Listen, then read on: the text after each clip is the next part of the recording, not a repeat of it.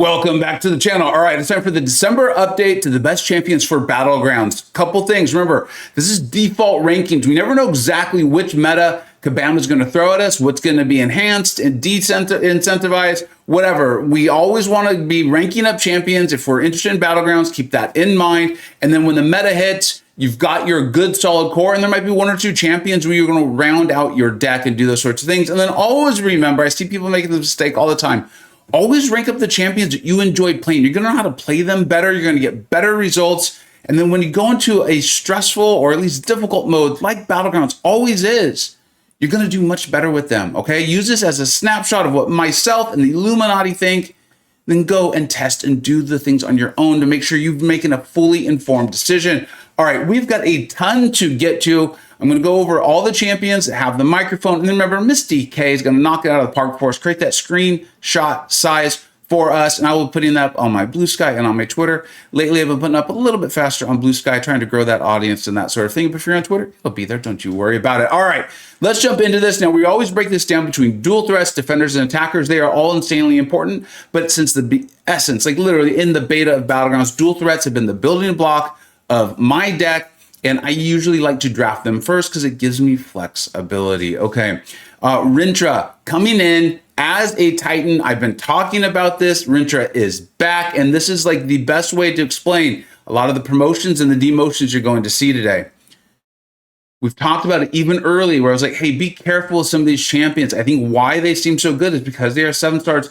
Lo and behold, we are fully there now. Well, Rintrah's coming out as a 7-star, insanely takey defender who has an incredibly powerful neutralize against cosmic champions. And one of the biggest issues with using Rintrah on offense was always, yeah, but he doesn't crit. You don't know if he's going to be a crit. Feels very Sasquatch-esque, but Rintrah's kit is even more needing that crit. Sasquatch has a way to kind of get back to that special tune and give you some really nice attacking options. But in my opinion, I really think that Rintrah is just as good of a defender, potentially, if not better. However, we've got Silk and things like that. So definitely a 9. There were a lot of options that were coming out. That's why Rintrah has the broken heart emoji. But I want to see this play out as a 7-star. When the Titan Crystal switches over, you're going to see me be very much desiring a 7-star Rintrah of my own. Rank that boy up, place him on my Battlegrounds deck, and have an absolute blast. Now we're going to switch all the way over to Cosmic, and we have the tale of both sides of what has happened. 7 stars, at least in the very high tiers of Battlegrounds, are really dominating, taking over. 6-star rank 5 Ascendeds, having a little bit more trouble punching up because there's so many rank 3s. Hulkling, slight demotion. Hulkling's one of those really OP champions. I don't want to call him broken because I love playing him so much, but I don't think we're seeing him as a 7-star anytime soon. Still a good dual threat champion, right? So very much a 9, but we're going to keep our eye on it. And if he doesn't come out as a 7-star, you are going to see that ranking go down. I still think one of the best 6-stars in the game to rank up, but that's because you want as much time with your Hulkling as you possibly can. Hold him tight, hold him close. Nova, I mean, this is the other side of that exact same coin, but also Nova's awesome. So there's adding into that and out as a 7-star, a very difficult defender. And if you do your bans and your draft goes right, you really could just totally screw over your opponent because they're not going to have a good option, and definitely not one that's going to make that fight go quick. And then Nova, those non-contact mediums and the ability to ramp up as you're dashing in and out with the power and the whole thing. A fantastic attacker too. Really a champion that had no place really in this game to shine. And then Battlegrounds came out, and now we've got him as a 7-star. You saw me go for extra Titans in hopes of getting Nova. That's how much I like him. I feel very strongly a 9. Could see that potentially going up to 10 over the course of 2025. Let's move on to the top shelf and the tier above all in, let's move on to the dual threat top shelf. Okay, moving on to the top shelf dual threats, right? These are still phenomenal champions. It's how you get the 8 or the 7 is based on your deck, who you enjoy, or a certain meta. They could be absolute superstars. It's just, you know, maybe it's not as versatile, or maybe it's because you really emphasize them or love them, right? We're giving out advice to a large variety of players here. Not everyone's gonna have the same champion that they absolutely love. So that's kind of how you get the 7 or 8 scores. Moving in, you can see a lot of microphones on the science side. We can dress a lot of them together here. Overseer, for me, a lot of this is the introduction of Man-Thing. I know a lot of us thought like, hey, not going to be that big of a deal, but yeah, guess what? It's been a problem, especially the 7-star Man-Things, right? The metas have been helping that out as far as like Crit Me and things like that. And then we had a really big power game meta. But the fact of the matter is, a Man-Thing running Mystic Dispersion is still going to often cause problems. Well, lo and behold, we got the Overseer. And then remember, we tend to forget about these threats because they get solved. But then as time goes on, the game gets bigger, which means you have less options on your offensive side to handle these threats. Remember, Overseer's got that auto block too. So I found myself at times just getting stuck against him. I get the fight down, but there's just no way for me to go quickly because I don't have an answer. Well, in my draft. Somewhere in my deck I did, but the way it played out. This is a very good attacking option as well. Scorpion, this is just purely due to being a 7-star. Fantastic champion. You have the ability to pick your immunities. You can pick what damage resource you're going to place, right? The debuff, you have the signature ability, which allows you to heal. He is phenomenal, but I'm going to couple this very much with Hulkling in that he's only as a 7-star, but I still want to use the term OP instead of broken, right? But I just really wonder if and when we see that 7-star, I want to reflect that. If you're still ranking up your 6 stars, again, like Hulkling, hold your Scorpion close, get as much time with him as you can until he fully goes away. But 7, I mean, he's a little bit of a problem on defense as well. And then moving on to Joe Fixit, this is a perfect example for me of like basically a Mysterio. Like you can see, we've had that 7-star emoji on there since the very beginning because we always wanted to let you know that, on our opinion, yes, this was a very good champion. But right now, they seem even more enhanced because they're out as a 7-star and often fighting 6 stars. And then as the 7-star pool grows, their relative power to their peers, especially in their class or the fights they're taking, might go down a little bit. Joe Fixit, still great, can still be a good defender as well. If you love Joe Fixit like Eris does, you're probably going to get some great results. But again, just a slight demotion, 1 point, right? Then moving on, this is the other side of that same coin, which is really cool. Similar to what we're talking about with Man-Thing. Penny Parker was broken defender. Then we came in. I mean, I was taking Penny Parker in war with Spider-Man 2099. It was a lot of fun, but it was scary as hell. And then in Battlegrounds, it was like, well, your Hulklings are just dominating. Your Gallons are dominating. Penny has no place anymore. Then she came out as a 7-star. The game grew. There was only so many attackers you can put in your deck, right? And now she's a bit of a problem again because she was and always was a tough defender. It's just we always had options readily available in our decks, in our drafts. That's not always happening anymore. Additionally, I've used my Penny Parker. I have a rank 2. I've used her to take a rank 3. Mr. Sinister's in the power game meta was not an easy fight, but she could do it. And then, of course, she's taking out those Nick Furies for you. And then again, Man-Thing. I don't want to make it sound like Man-Thing's the best defender in the game. What I'm saying is, based on how you do your draft in your deck, Man-Thing is a potent defender, and there's just not a lot of options for taking him. So for me and for the Illuminati, Penny Parker actually on the rise. Her score goes up, and we'll continue to update that, ups and downs of all of this. Okay, let's go ahead and move on to the attackers. Moving on to the attackers, vitally important. You just heard a lot about versatility, right? And deck construction and draft and all those things. We're going to talk about the champions that have the microphones as we've been doing. Now, Kate Bishop, this is a slight demotion. Still outrageously, insanely powerful. Okay? Rank up your 6, hold her tight. You get the joke now. It's not that funny anymore. So, Kate Bishop, the SB1, it's a passive. It helps you handle evade. The whole thing, none of that has changed. It's just she's punching up against 7-star rank 3s very often. Okay? If you're ranking your 6 stars, rank her up. You can still have a lot of fun with her. She's still great. Moving on, and enters Hitmonkey. I'm so pumped up on this. I went back and made the kind of like, was I wrong video? I love making those because I get to learn a lot. We did that in Hitmonkey. I was like, you know what? I see why so many of you love this little monkey. If we get a 7-star, he's going to slide right back up, or rise up, not slide, but you get my point. Here we are. This is a bit of a prediction. I should put the dice emoji there. In fact, I will. I think this is where he's going to be. Right? I showed the video. I did all the things, right? He can handle so many fights. I think he's going to come here. He's going to mean business. You don't have a crit stat focus, for goodness sake. I really want Hitmonkey. I really want Hitmonkey. That'll tie in more when I do the full top 10s here for December. You're going to hear me talk a lot about this, the skill class. And I'm excited to see Hitmonkey coming in because I think the class doesn't necessarily need it. They're not like in a dire position. It's still a phenomenal class. But as far as the 7 stars available concerned, This is a fantastic addition as far as creating a meta and having that class be really strong. Dazzler. Now, if you're watching this video and you're listening right now, you know I love Dazzler. I hope you do. If you don't, go to the Dazzler playlist on my channel. You can see I took her immediately to rank 3. I immediately awakened her. I've shown some fights. I did the new champion video. She is knock your socks off.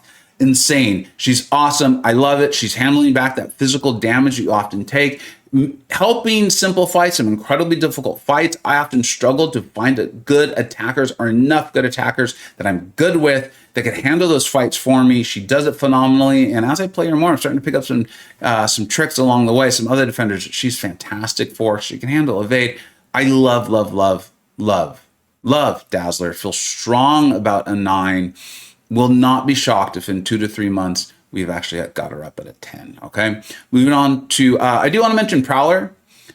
I think a lot of you don't realize how good he is. I don't know what else to say. I will do a Prowler video where I'll go more in length at that. I do think a lot of that is due to his signature ability. We rate all the champions at their highest rank and rarity, and we try to keep it reasonable. I literally have a Sig 150 Prowler because I put all my 6 zones in him because I think he's that good.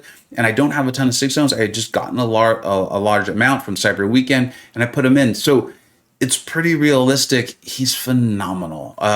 And that is it for the tier above all attackers. Let's move on to top shelf and super premium attackers. Talk about them all at once.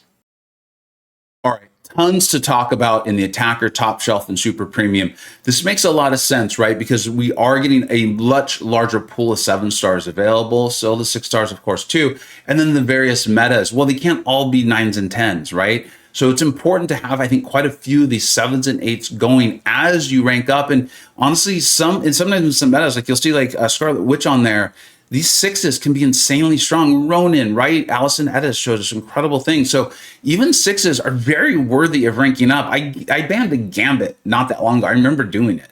And so just the way my opponent had their deck constructed, the way the meta was, it made a lot of sense. All right, let's talk about the champions that have the microphones. I will, again, there's a lot, so I'm going to try to go relatively quickly.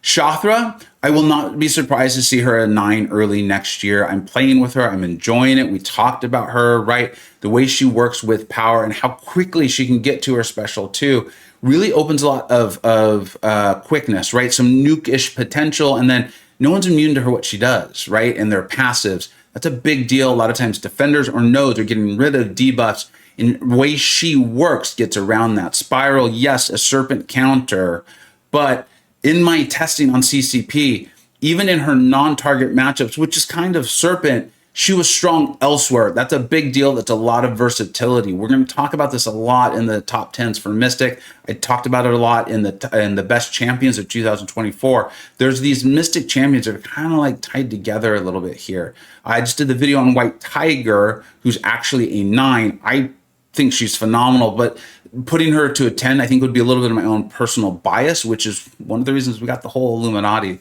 and all of our experience. Then we've got Isaphine. I really like her, and I am going to get out the new champion video on her. I realize that she's in game, but I want to make sure I get that right. And we're not really the CCP. We're not supposed to put that out for a few more days, so that's fine. But I have tested her. I've tested her extensively in her target matchups, and at a high sig, she pops off. It's the not high sig and the not target matchups. Well, like I just said for Prowler, we're going to test her at a high sig. Even the non-target matchups, though, basically, essentially, a champion or fight that doesn't have buffs or is nullify immune. Not much nullify immunity, but there's not a ton, right, of these tough defenders running around with a lot of buffs. I started to struggle with that a bit more. Her flow score, she felt more easily to knock off what she's trying to do, especially if speed is an issue. And in Battlegrounds, speed is a thing. Moving on to Diablo, this is just about the growth of the Mystic class. Also, Diablo was the big Mystic nullifier. Well, he also needs to place his poison, right? And Cosmic is where you find most of the poison immunity. That's kind of always been the quote-unquote issue of Diablo, if there even is one. I think Diablo's a fantastic champion, but we did want to reflect that relative to these other champions that we could choose from. Slight demotion, still a 7, still in the top shelf. Phenomenal score. No changes in the super premium, so we'll move on to science top shelf. Morbius, I did the Morbius video. I hope you saw it. I hope you watched it. Awaken Morbius, just knocking the crap out of defenders. The biggest issue with him is how easily he can be knocked off his loop. He does need those debuffs to stay up. You need them to make your SB2 big. If your SB2 is not big, things are taking longer. He falls apart a little more easily for me than other champions that I want to see at 9s and 10s for sure, and even at 8s. But the thing is with him is his loop when he's not knocked off is just that good. Okay, Nefaria, like literally the most controversial champion of the year. I had no idea that the opinions, well, I kind of had a clue, but I didn't know how strong it would be. Some people think he's literally the best in the game, and I don't think anyone thinks he's trashed. If anyone thinks they're trash, then they're just wrong, okay? He is at a minimum great. He's got an 8. In power gain metas, and we'll talk about this more because I have the videos coming out on him because I did go back and retest him, okay? And then I'm doing the top 10 science as well. In power gain metas, he's going to pop off. That's his thing. And I think a little bit of us, or a few of us, or in the community, are getting a little confused by what we saw in the last Gladiator Circuit meta, and thinking not just what he does all the time to all defenders. He can do that to some defenders. He's great. But expecting that out of everything, like against every, I don't know, just defender in the game, that's not going to happen. And that's okay. He's awesome. Human Torch, the whole thing. He's only out as a 6-star. You know, the joke's gotten old. Even I'm tired of the joke. So we'll move on. Black Widow Deadly Origin. I will not be shocked if this score is actually an 8 very, very soon. William and the Illuminati's pulling off some pretty crazy stuff with her. Damage has never been her problem. And then the way, if I'm understanding he's explaining it, the relic, which is the ability accuracy reduction relic. I think it's Black Widow herself, actually. I always run it on my crossbones, and of course on your Black Cats. Phenomenal for her. She is popping off and getting some phenomenal results. Moving on, Negasonic Teenage Warrior. Jaeger keeps showing us more stuff. Honestly, based on what he's showing us and how few damage back mechanic champions there are, right? Ones that are helping you handle that problem of the damage back. I honestly think there's an argument for her to be a 9. I really do. In fact, she even has some dual threat capabilities, right? If you don't have that tech champion coming in and attacking her when she's on defense, you might have a problem. She's fantastic. I really like her. And the thing is, and Jaeger's an excellent player, right? Remember, he's the one who turned us on to how great Luke Cage is he's making her look pretty fast. I mean, we're seeing scores in 50, 51,000. So yeah, I want a Negasonic. I'll get around the fact that she's always staring at her phone, right? Whatever. That's supposed to bother people of my age. Okay, moving on to Deadpool X-Force. I'm going to do my best to get out the new champion video on him. When I tested him, I had done a whole video. It was all ready to go. And then I found out he was bugged on the CCP server. Well, I'm not going to put out a video for you all that I know is showing bugged footage. That's ridiculous. I will never do that. Okay. If that ever happens, trust me, I didn't know. On this one, it was a lot of time, and so that's fine. I want to make sure I can test him without the bug. For those who don't know, the bug was once he got up his Daunted, his cooldown on his bleeds was not applying at all. I think his SB1, SB2 rotation, that damage off of it is going to be large enough, but ultimately it won't matter. But I want to know that, especially if I can test it. I think he's going to be an 8 regardless, especially as a 7-star. The damage was bonkers. No one's immune to it. Really like a champion like that. Just doesn't have a lot of versatility, which is one of the main reasons, not 9 or 10. Won't be shocked, though, if he almost said Shableed. Won't be shocked if he does end up a 9 as a 7-star over time. But like I said, I want to see that, especially because I was testing a bugged interaction.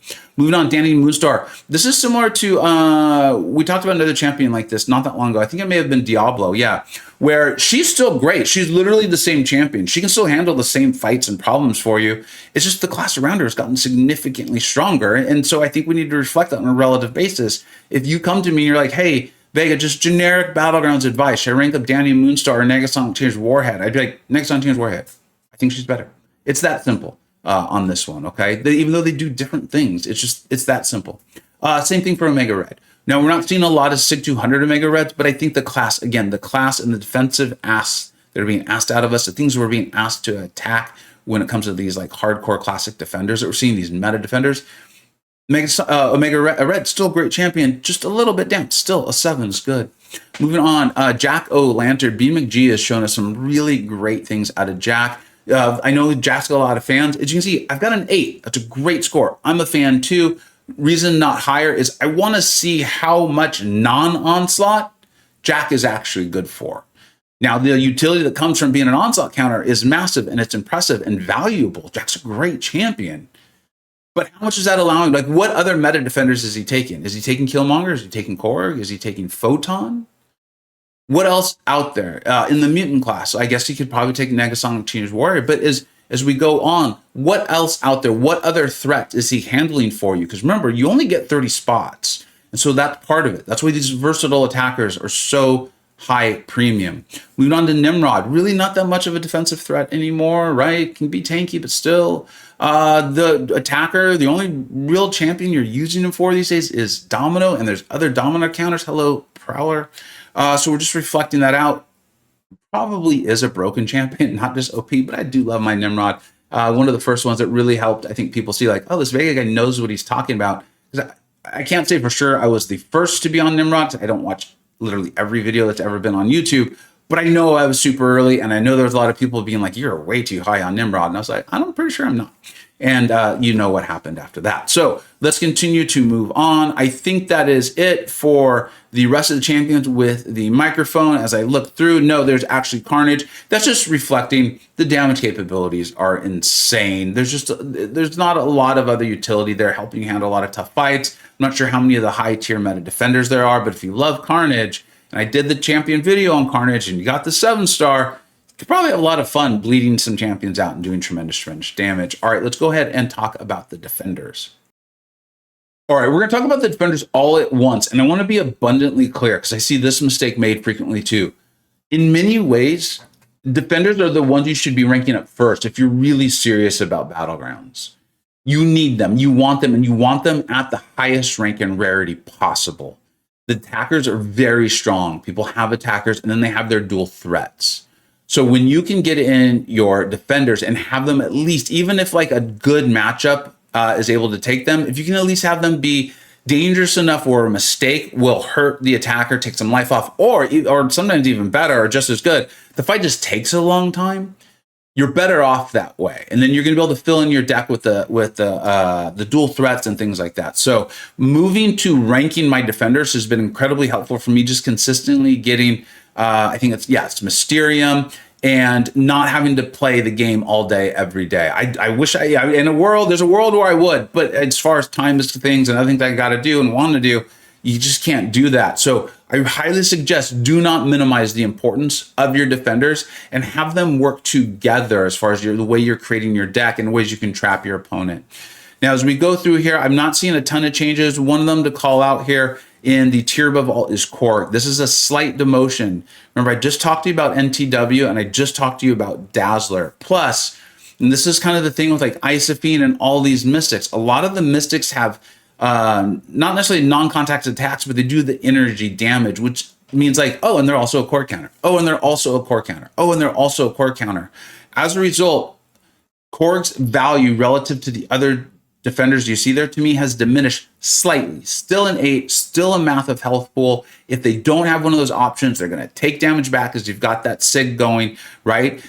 People are like, is he going to shrug my stun or is he not? So I'm not saying he's easy, but I'm pointing out that he currently does seem to be on the downward trend. Nowhere near the bottom, still valuable. But again, if someone came to me and was saying like, should I rank up a Tuma or Killmonger or Korg?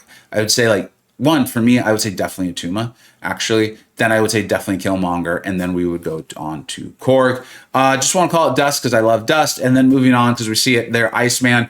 We're seeing more and more of the cold snap immunities. Like it just feels like it's just placed on champions sometimes. It's there, a lot of the new ones, a lot of ones you're seeing in Battlegrounds. So his defensive power of like kind of surprising someone, catching them off guard. I mean, like even Sasquatch has it, Warlock. There's just a lot of champions like that. And then he's only a 6-star. So he's been an interesting case study for me as far as like, I think even as a champion that's been following off, I think even if he came as a 7-star, maybe he goes up to a 7, but probably not. The problems he was solving are being handled. The triple immunities are great, but again, I just don't think that's what's going to happen. We'll see. Maybe we'll get to find out soon.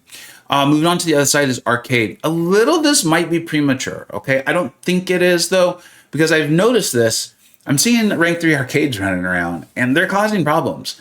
I know he's not a dominant defender, which is one of the reasons why we have the 8. In fact, I need to move Sentinel and Arcade up. I will do that for both of them, and we're going to talk about both of them. This is just a mistake on my part as far as the list is concerned. In fact, I'm going to do that right now.